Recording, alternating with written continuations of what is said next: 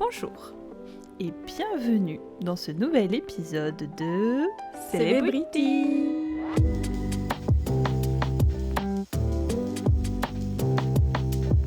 Aujourd'hui, nous sommes le 15 avril et nous allons parler d'une actrice qui est née le 15 avril 1990 et qui est extrêmement connue et qui cette année fête ses 35 ans, qui est Emma Watson. Je pense que vous la connaissez. Potentiellement.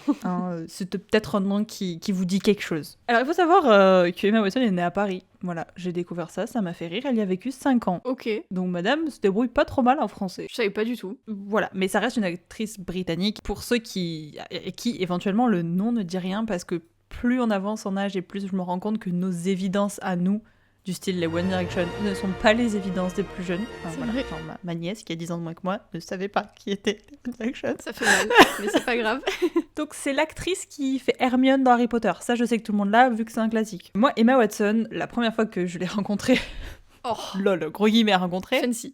et bien c'était avec Harry Potter, je suppose que toi aussi, Léa. Bah, je suis même pas sûre, parce que Harry Potter, moi je l'ai vu très tard. Ma connaissance que j'avais de Emma Watson, oui, ça vient de Harry Potter, c'est sûr, parce que j'en entendais parler au collège et tout. Mais Harry Potter, la première fois que je les ai vus, il me semble que c'était en 2019 ou 2020, quelque chose comme ça. Du coup, peut-être que avant ça, j'ai vu d'autres films dans lesquels elle a joué. Mais en tout cas, oui, c'est dans Harry Potter que forcément je l'ai remarqué, qu'elle m'a marqué, quoi. Ouais. Moi, je trouvais très intéressant de vous parler d'Emma Watson, parce que, un peu de la même façon que t'avais fait pour Harry Styles, même si aujourd'hui ça reste quelqu'un qui est moins influent, on va dire, dans ma vie. Genre Emma Watson, ça a été, en y réfléchissant, la première personne pour qui j'ai vraiment ressenti de l'admiration et ce côté très waouh, moi aussi je veux arriver à un truc de style, tu vois. Genre vraiment qui m'a, je pense, sorti le plus de ma zone de confort et ou du moins qui m'a le plus donné envie de me dépasser. Elle a légitimé beaucoup de choses, notamment mon adoration pour la lecture. Et comme Harry Potter, ce sont les livres qui m'ont permis de comprendre que il y avait un métier derrière l'écriture, enfin les livres que je lisais, genre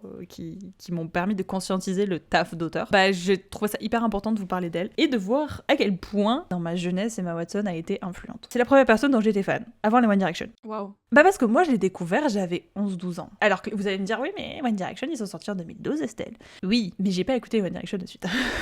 C'est ça le délire. Pour moi vraiment son charisme il m'a vraiment frappé, donc pareil parce qu'il y a cette espèce de waouh, si elle peut faire ça alors moi aussi, parce que je trouve que Emma Watson c'est quelqu'un qui en envoie tout en restant très simple. Elle est très naturelle. Oui, ça pourrait être ta pote que tu croises au café, tu vois, Mm. genre vraiment, genre... Tu vois, il y a des... C'est ce que j'ai essayé d'expliquer un peu avec Yuno, par exemple, je vais faire le lien sur l'épisode d'avant. Yuno et Emma Watson, ils ont un peu ce même délire de...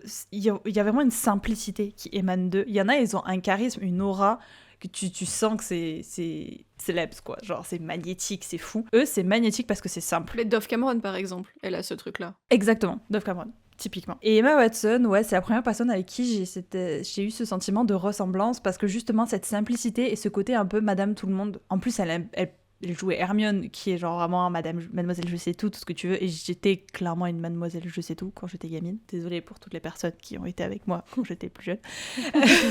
Et du coup, vraiment, j'étais en mode waouh, mais attends, si elle arrive à faire ça, si elle peut, ouais, si elle arrive à un tel stade, à mener une telle vie, moi aussi, à mon niveau, je pourrais faire ça, quoi. En plus, ses parents sont divorcés, bon, mes parents, ils ont divorcé, je crois que ses parents ont divorcé quand elle est repartie en Angleterre, donc à 5 ans, genre les miens ont divorcé à 5 ans, laisse tomber, j'étais vraiment en mode like, oh my god, on a trop de ressemblances, c'est fou. Et surtout, à une époque, le divorce, c'était pas aussi courant avant que ça l'est aujourd'hui. Enfin, ça devient de plus en plus courant au fur et à mesure des années, quoi. Que c'était moins courant pour des acteurs de dire que leurs parents étaient divorcés il y a quelques années. Ouais, du coup, il y a vraiment ce sentiment de compréhension. Mm. Genre, à dire, c'est la première fois, du coup, que j'ai eu dans ma vie ce sentiment-là, quelque chose que j'ai retrouvé uniquement beaucoup plus tard, soit avec les One Direction, mais même pas autant que ce que j'ai aujourd'hui avec les bias de K-pop, où t'as vraiment ce côté identification, etc., pour avoir une évolution et une croissance. Donc vraiment, je trouve qu'Emma Watson, c'est quelqu'un, tu me diras ce que t'en penses, mais qui même aujourd'hui a une familiarité qui est un peu unique vis-à-vis de comment elle se comporte juste en étant elle-même, tu vois. Genre vraiment, il y a un sentiment de familiarité, je sais pas, je saurais pas le décrire autrement que ça, avec elle, dans ce qu'elle renvoie. Moi, ce que je vois, c'est la continuité de sa simplicité, qui fait que je pense que c'est aussi un mix avec le fait qu'elle ait confiance en elle et de la manière dont elle veut s'affirmer en tant que star, et que ça se ressent beaucoup quand elle parle dans les interviews, parce qu'elle a l'air tellement naturelle que c'est impossible de croire qu'elle n'est pas comme ça dans la vraie vie, entre guillemets. parce qu'elle a l'air juste extrêmement posée, extrêmement calme dans un sens, elle sait qui elle sait ce qu'elle veut, elle sait ce qu'elle dit, mais pas à l'image de certaines célébrités qui vont être très extravagants à propos de ça, qui vont l'affirmer, je suis comme ci, je suis comme ça. Elle a pas besoin de le dire, juste tu le ressens dans la manière dont elle agit. Moi, c'est comme ça que je l'aperçois. Après, c'est vrai que j'ai pas énormément de regardé d'interviews d'elle, mais de ce que j'ai vu, c'est ça qui ressort. C'est vraiment ce sentiment-là, genre quand tu dis genre on sent qu'elle se connaît, bah pour le coup c'est quelque chose que j'admire beaucoup et c'est là où je viens sur mon deuxième point. En grandissant, j'ai continué de la suivre parce que justement elle avait cette conscience d'elle-même jusqu'au point de, alors que ça reste une des actrices les plus connues, ça reste une actrice très renommée, etc. Elle a décidé de stopper sa carrière, à prendre tous les rôles qu'elle faisait, etc., etc. Avec toutes les actions qu'elle a fait, bah par exemple pour l'ONU, avec Ifoshi ou d'autres autres styles d'action et tout, elle a décidé de mettre un stop complet parce que elle se perdait, elle sentait qu'elle était plus exactement dans sa ligne directrice en fait. Genre, justement, j'ai vu une interview. En gros, elle expliquait que c'est pas qu'elle s'éclatait pas, c'est juste qu'elle le faisait et ça lui plaisait, mais elle s'est dit est-ce que c'est vraiment ce que j'ai envie de faire tout le reste de ma vie? Est-ce que c'est vraiment là où j'ai envie de me trouver? Elle apprécie avoir une voix, mais elle a envie que ça soit sa voix en pleine conscience, tu vois. Et je trouve que, en grandissant, ça reste quelqu'un qui m'impressionne dans sa façon de faire, dans sa façon de réfléchir et qui est très...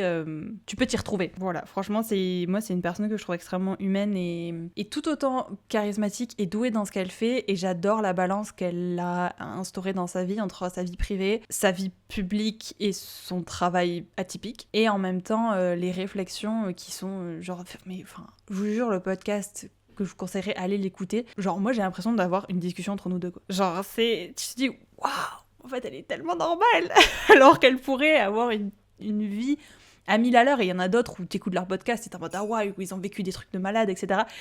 Et en fait, elle est genre en mode, yeah, that's just me. Genre, elle est anxieuse, elle fait part de son anxiété, et elle avait cette sensation de pas appartenir là où elle était, et en même temps, elle est en mode, ouais, je cherche aussi quand même à appartenir à quelque chose, et finalement, c'est pas forcément l'acting qui m'a mis ça et tout. Je suis en mode, mais putain, mais. En fait, elle arrive à te replacer, je trouve, en étant elle-même dans un centre, en mode, sa vie. Nous, notre point de vue, on la considère d'extraordinaire, mais c'est juste quelque chose de normal pour elle. Ce qui est normal, c'est ce que t'as choisi, mais c'est ta normalité, n'est pas celle des autres. C'est quelqu'un qui, aujourd'hui, finalement, rejoint tous les types de personnalités que j'aime, puisque c'est quelqu'un qui a une grande dualité en elle. Notamment, je trouve vraiment une grosse dualité professionnelle-personnelle, pour le coup, avec une... bonne séparation et surtout un respect de qui elle est, parce que c'est quelqu'un qui a continué à faire des études, des doctorats, tout ça, alors qu'elle avait une carrière énorme et il y en a plein, ils auraient arrêté parce que genre ça subvenait à ses besoins. Et là vraiment, elle est toujours connue, elle fait des petits films par-ci par-là, mais très peu en fait, elle a un taf de Monsieur Tout-le-Monde quoi. Et en fait c'est pas parce qu'il y a plus de fans, c'est parce qu'elle l'a choisi. Je pense qu'avec les films qu'elle a fait, tu vois, j'ai pas l'impression que ce soit ce type de personnalité qui va chercher à avoir toujours des plus gros rôles et absolument avoir un Oscar, avoir un César, avoir ce genre de trucs-là.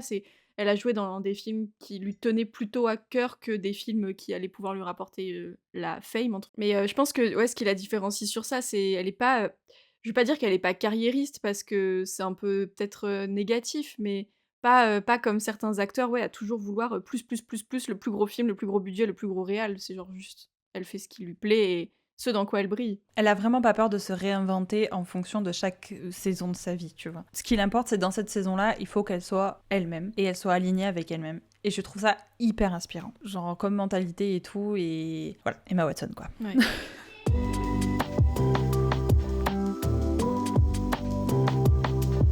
Je te propose le petit jeu. Un de ces films après Harry Potter a longtemps été mon film préféré. Lequel est-ce ? J'en ai trois, je te fais la... Ah, vas-y, parce que je sais pas trop dans quoi elle a joué d'autres.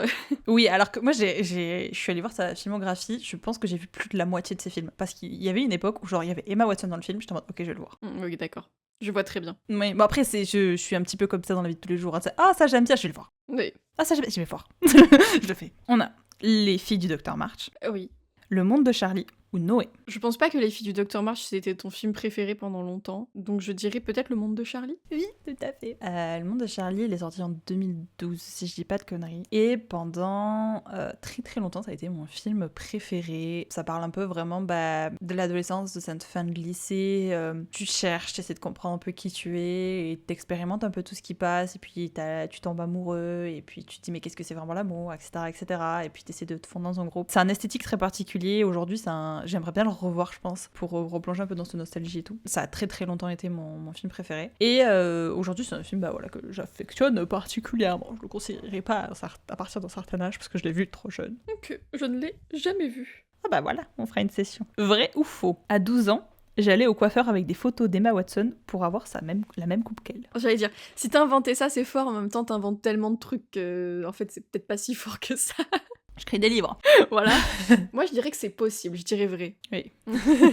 C'est totalement vrai. Il y avait une coupe qu'elle avait vers Harry Potter 6. Entre Harry Potter 6 et Harry Potter 7. J'étais obsessed. I was obsessed. C'était une sorte de carré dégradé et tout. Pire idée avec ma forme de tête. Pire idée. Genre vraiment un œuf. Toi que t'as les cheveux bouclés. Enfin, je sais pas si t'avais des cheveux lisses peut-être quand t'étais petite, mais... Non, j'avais les cheveux lisses. J'ai commencé à avoir les cheveux bouclés en 4ème. Là, je te parle, c'était genre fin primaire, début collège, quoi. Ouais, d'accord, ok.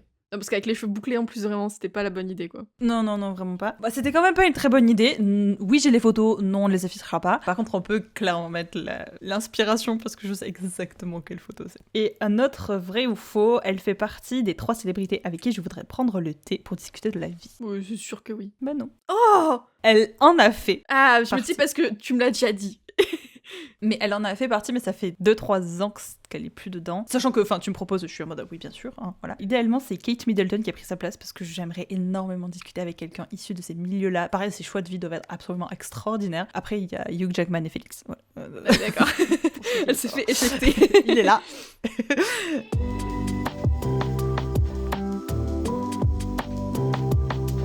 Pour les recommandations, je vous recommande bien entendu d'aller voir du coup le podcast de Jay Shetty avec Emma Watson. Il est hyper intéressant, je pense que c'est une des interviews les plus récentes d'elle qui sont sorties. Il est vraiment très intéressant, on a un peu son état de pensée des dernières années, de comment elle voit la vie, etc.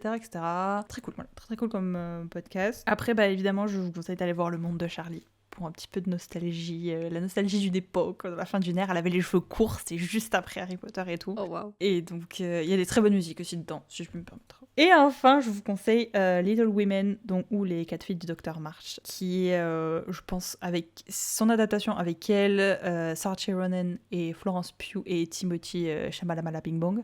Et je pense que c'est une des meilleures adaptations. Ouais, je suis d'accord.